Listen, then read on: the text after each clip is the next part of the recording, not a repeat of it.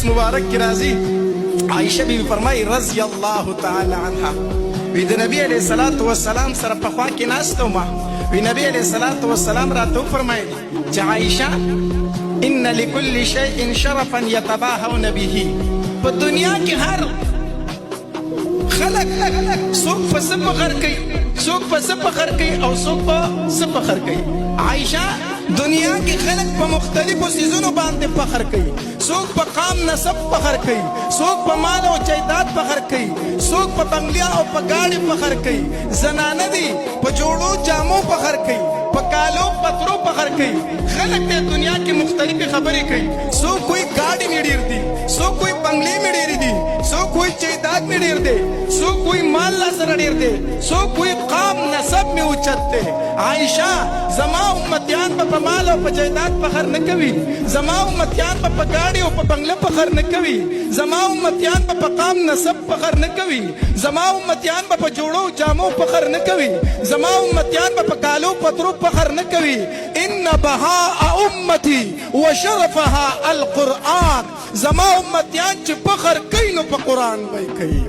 زنن هغه مور تواما زنن هغه پلار تواما کم مور او پلار چې الله حافظ قرآن بچي ورکړه دي او موري پلارها ته په یو مجلس کې ناشتي خلک به د فخر خبرې کوي خلک به د لویۍ خبرې کوي خلک به د تکبر خبرې کوي څوک به وایي قام نسب مې اوچت دی څوک به وایي ګاډي بنگلې مې زیاتې دي څوک به وایي مال جایداد را سره زیات دی څوک به وایي جوړې جامې مې زیاتې دي څوک به وایي کالي پترې مې زیات دي مورې ته به چپ ناستئ پلارها ته به چپ ناستې ته به هېڅ نه وایي چې کله دوی خپلې خبرې ختمې کړې ته په آخر کې یوه خبره وکړه قام نسب می نشتا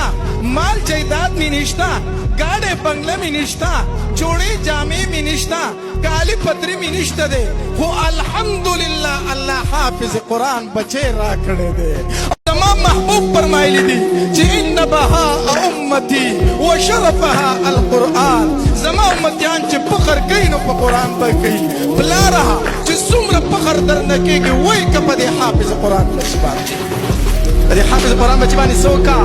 فخر وکا پلارها الله عالم بچی درکړی دی پلار الله حافظ بچی درکړی دی د چا سشي ته مه ځیریږه مال خو الله نمرود لم ورکړی مال خو الله شیداد لم ورکړی مال خو الله قارون لم ورکړی